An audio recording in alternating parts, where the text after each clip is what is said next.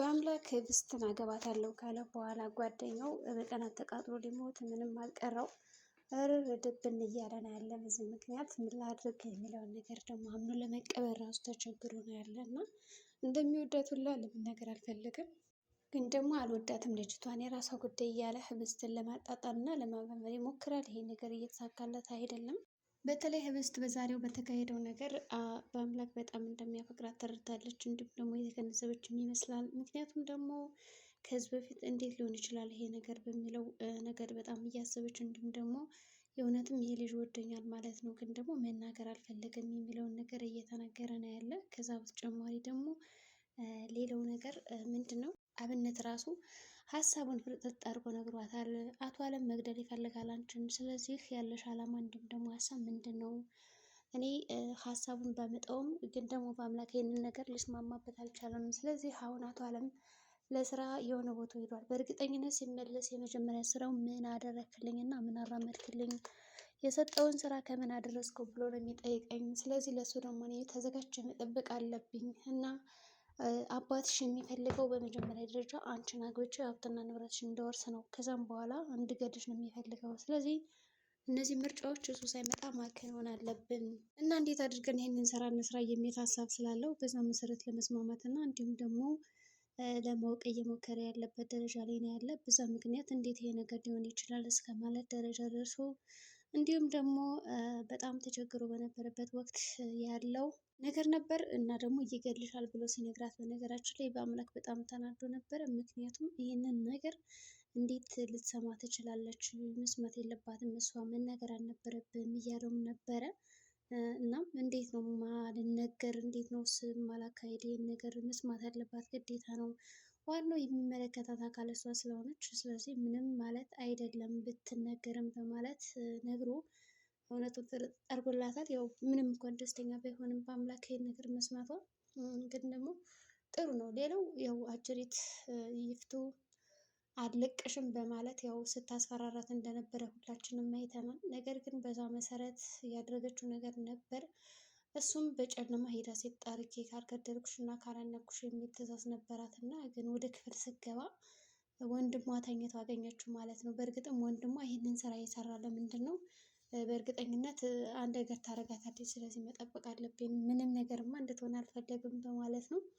እና ስታይ በጣም ደንግጣ ከሴት ክፍል ምን ታደርጋለህ እያለች ለማዋረድ የጣረችበት መንገድ ነበረ። በአምላክ ደግሞ እኔ አንቺን ጠንቅቄ አውቅሻለሁ፣ በእርግጠኝነት ዝም ብለሽ ያለምንም ምክንያት አይደለም እንደዛ ያልሽኝ እና ደግሞ አንቺ ራሱ ለምን መጣሽ ከዚህ? እኔ እንደዛ የምትይ ከሆነ አንቺ ራሱ ከዚህ ምን ትሰሪያለሽ?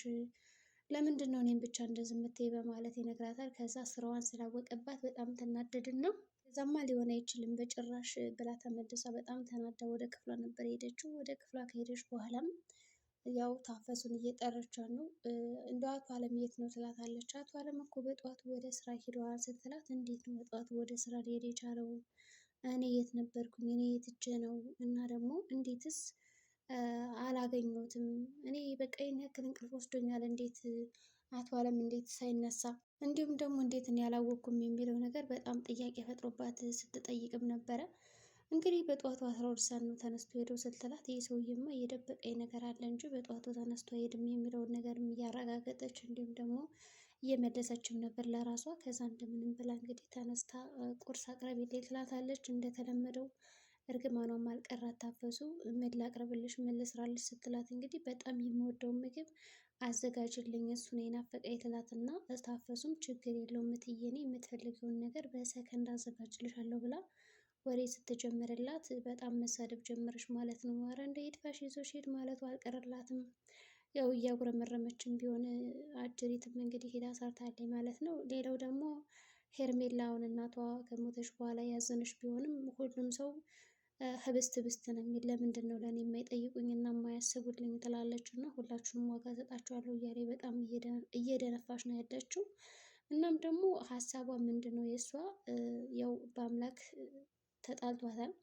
የመጨረሻ አማራጭ በላይ ያሰበችው አብነት ነው። አብነት ጋር መታረቅ ፈልጋለች እና በጠዋቱ ወደ ቤቱ መታ ይቅርታ አድርግልኝ ስለ ሁሉም ነገር፣ እኔ መታረቅ እፈልጋለሁ ከአንተ ጋር ትለዋለች። እሱ ደግሞ አሁን በአምላክ እየመጣ ስለሆነ ውጭልኝ ከዚህ ቤት ይላታል። እውነትም እየመጣ ነው ስላት ፈርታ እሺ እሄዳለሁ በማለት እንግዲህ ወጥታ ሄዳለች ማለት ነው። ከሄደችም በኋላ የምታደርገውን ነገር እንግዲህ ታውቃለች ራሷ። ስለዚህ እንደዛ ሲላት ፈራች። ከዛ ሁሉም ሰው ግን ለምንድን ነው እኔን የማያስቡኝ የማይጠይቁኝ?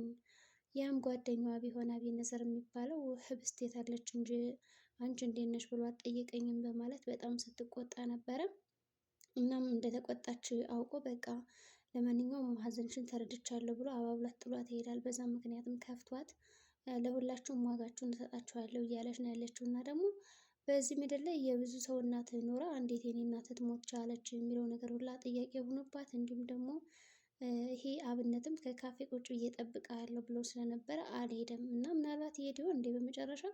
በመጀመሪያ ግን አላናገረሽም ብሎ በጣም ተናዶባት ነበረ እና ተስፋ ቆርጣ ነበር። ከዛ ይሄዳል ብዬ አስባለሁ። ግን ደግሞ ቸኩላ ምናልባትም ከካፌው እውነትም በቃ አይመጣም ብላ ተነስታ ልትሄድ ትችላለች ብዬ አስባለሁ ሄርሜላ። ስለዚህ አሁን ያለው አማራጭ አብነት እሷን ሄዶ ማናገር ነው። ለምን እንደፈለገችው ማወቅ አለበት ብዬ አስባለሁ። በእርግጠኝነት ይሄዳል ወደ ካፌ ወይስ ደግሞ አይሄድም? እኔ ይሄዳል እላለሁ። እና ሄርሜላ እቅዷ አሁን ምን ይመስላችኋል? ተመልሳ ልትበጠብጣቸው ነው ወይስ ደግሞ ህብስትን ልታግዝ ነው? በእርግጠኝነት ህብስትን አታግዛትም። ምክንያቱም እሷ የባለ ሀብት ልጅ ናት።